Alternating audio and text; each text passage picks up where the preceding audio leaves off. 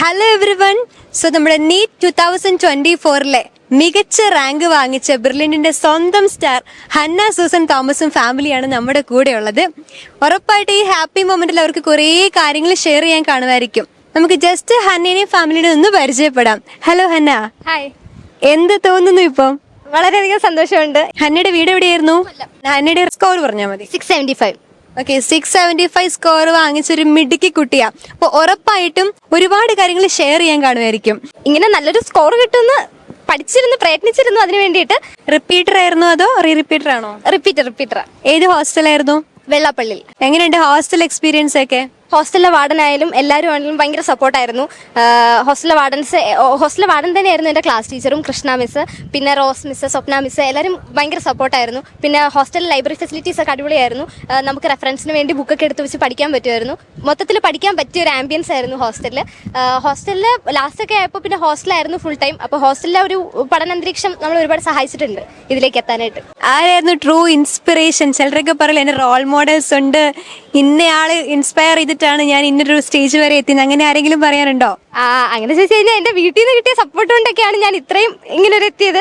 വീട്ടിൽ അച്ഛനായാലും അമ്മയായാലും അച്ഛൻ്റെ ചേട്ടൻ എല്ലാവരും അച്ഛൻ്റെ ചേട്ടൻ്റെ വൈഫ്, അങ്ങനെ എല്ലാവരും ഫാമിലിയിൽ എല്ലാവരും ഭയങ്കര കട്ട സപ്പോർട്ടായിരുന്നു.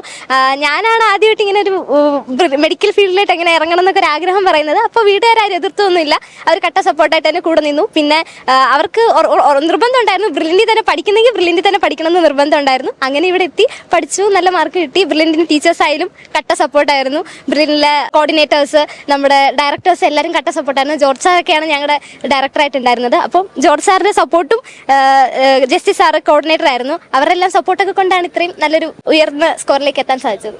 ബ്രില്യന്റ് ഫാമിലി ആയിക്കോട്ടെ, സ്വന്തം ഫാമിലി ആയിക്കോട്ടെ, എല്ലാവരുടെയും ഒരു ട്രൂ ഇൻസ്പിറേഷന്റെ റിസൾട്ടാണ് ഇതേ ഈ നിൽക്കുന്നത്. ഒരു ഡ്രീം ക്യാമ്പസ് അങ്ങനെ എന്തെങ്കിലും ഉണ്ടോ? എവിടെയെങ്കിലും പ്രത്യേകിച്ച് ചേരണം എന്നുണ്ടോ? ട്രിവാൻഡ്രം മെഡിക്കൽ കോളേജാണ് എൻ്റെ ഒരു ആഗ്രഹം. കിട്ടുമെന്ന് പ്രതീക്ഷിക്കുന്നു.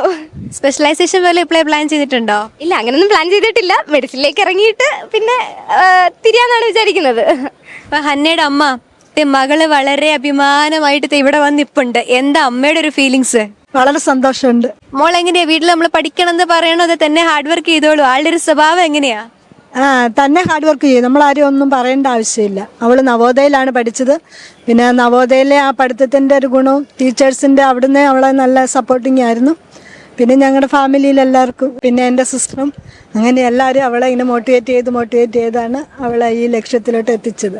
ഹന്നയുടെ ഈ ഒരു സന്തോഷം ഷെയർ ചെയ്യാൻ വേണ്ടി റിലേറ്റീവ്സും വന്നിട്ടുണ്ട്, കസിൻസും ഒക്കെ ഉണ്ട്. എല്ലാവരും ഭയങ്കര ഹാപ്പി ആയിട്ടാണ് നിൽക്കുന്നത്. സോ എന്താണെങ്കിലും ഹന്ന ഉദ്ദേശിക്കുന്ന പോലെ ആ ഒരു ഡ്രീം ക്യാമ്പസിൽ എത്തിച്ചേരാൻ പറ്റട്ടെ.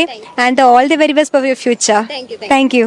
എൻട്രൻസ് സംബന്ധമായ വാർത്തകളും അപ്ഡേഷനുകളും ഏറ്റവും വേഗം ആധികാരികമായി അറിയാൻ brilliant study centre Pala YouTube channel subscribe ചെയ്യുക, ബെൽ ഐക്കൺ അമർത്തുക, ഈ വീഡിയോ മറ്റു സുഹൃത്തുക്കളിലേക്കും മാക്സിമം ഷെയർ ചെയ്യുക.